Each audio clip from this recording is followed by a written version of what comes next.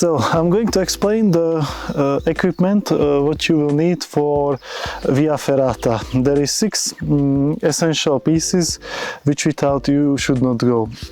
The first one is a seat harness, basically a regular climbing harness. Second one is a chest harness. Third one is a climbing webbing, which can be flat or tubular. It's to join the seat harness with the chest harness. The fourth one is the Ferrata, so-called Via Ferrata lanyards with the shock absorbers. The sixth one is a seat carabiner, or like for resting carabiner, and the helmet. The Ferrata set, or lanyard set, it's been called. There are multiple versions. This one comes with the security lock in the back, and it's also like visibly bigger, so it's much easier to clip into the steel rope. Ferrata carabiners are rated as K. They are much stronger than regular climbing carabiners. This is also a Via Ferrata rated carabiner. You can see this difference between the openings, and it's just much easier much more natural to clip this one than this one. This part is the shock absorber, which is absolutely essential you use it, that in case of a fall, it will suspend the fall. It has inside, it has webbing sewn together, which start to turn when it's exceed, I think it's 400, between 400 and 600 kilos it's turning to absorb the shock.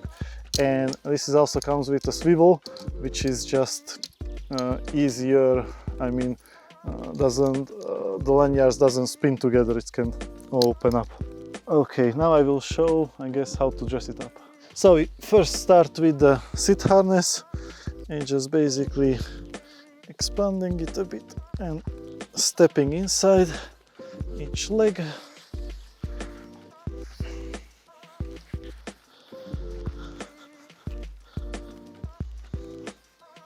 The leg ones can be a bit loose, that's fine. Sometimes there is also buckle seat to adjust, sometimes it's fixed. The important part that the upper section is above the hip bone. Next one is the chest harness. So you always need to verify also the buckles on the chest or any harness, seat harness as well, that it's properly attached. This brand, for example, has a warning symbol, because when you're adjusting it, you might end up not having it and it doesn't hold. There is a danger. If you see anywhere danger in the climbing equipment, it usually means that something is not okay. So it's need to be going backwards, because like this, if you pull it, it goes out, so it would not hold. So after attachment, it need to go one back, so that if you pull it, doesn't go anywhere. This is the correct way. I verified it. Now you can take it once.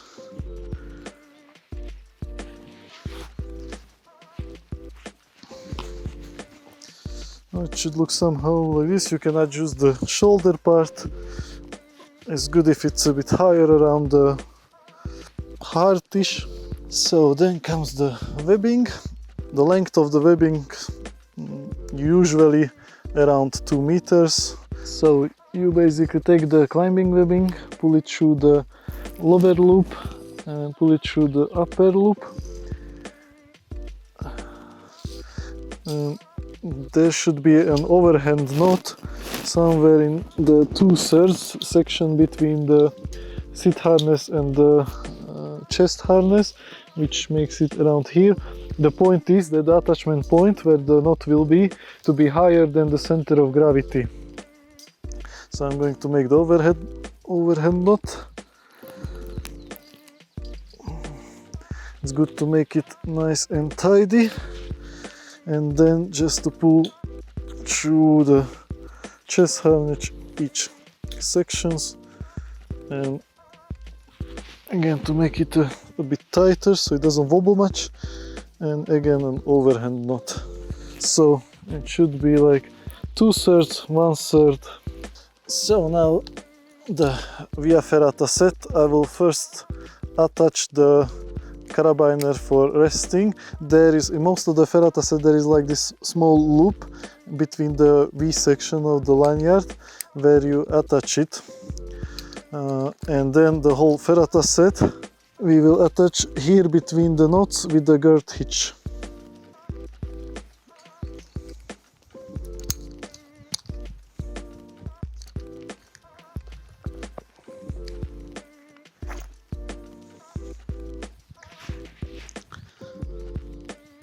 So,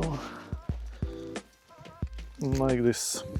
And I usually clip this resting carabiner into one lanyard so it doesn't wobble too much. And the last thing, the helmet, of course. You always need to wear a climbing helmet. This for multiple reasons. Rocks might fall from someone from above, or you might just hit some ledges or anything that is not very visible. So it's always important to have a helmet. So other things to consider is to have good shoes, ideally one which is rated for Ferrata or good for climbing. Usually they have a climbing tip, and also the important part that you can tie them quite tight here so your feet doesn't wobble in the shoes. And also some people use gloves. It depends, preferential method, like a simple gloves. If there is steel to hold, and a lot of it might be comfortable, but not absolutely essential. Depends on the preference. And about the trousers, it's good to have like a flexible ones, which doesn't get torn. You can move freely around. So after a quick stretch, usually the hands and the legs, it's not good to go like straight to the climbing without a small warm-up and for small stretching. We came to the start point. Basically, we take, at the very beginning, we can clip the carabiners. Sometimes there's a question which direction, if they need to be opposite. This ones, which has the block or the safety lock in the back, can be put at one direction. Of course, the safest bet is to put it opposite. It's just a more fiddly, but can be both ways. I personally prefer to clip them one direction.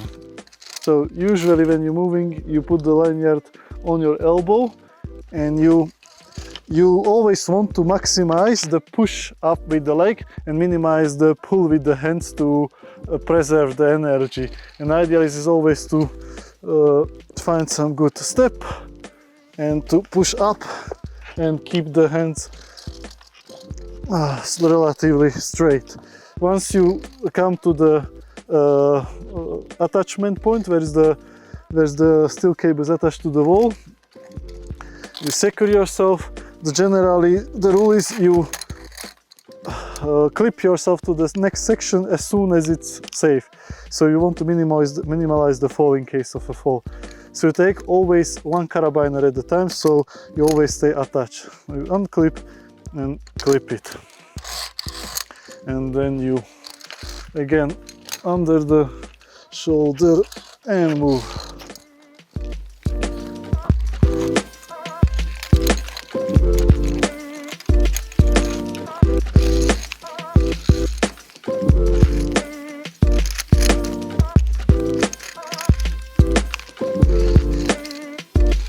So the important thing to have them on the elbow.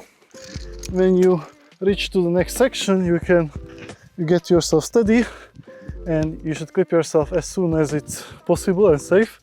Then you just reach it, and because it's always moving with your elbow, it's easy to catch the carabiners.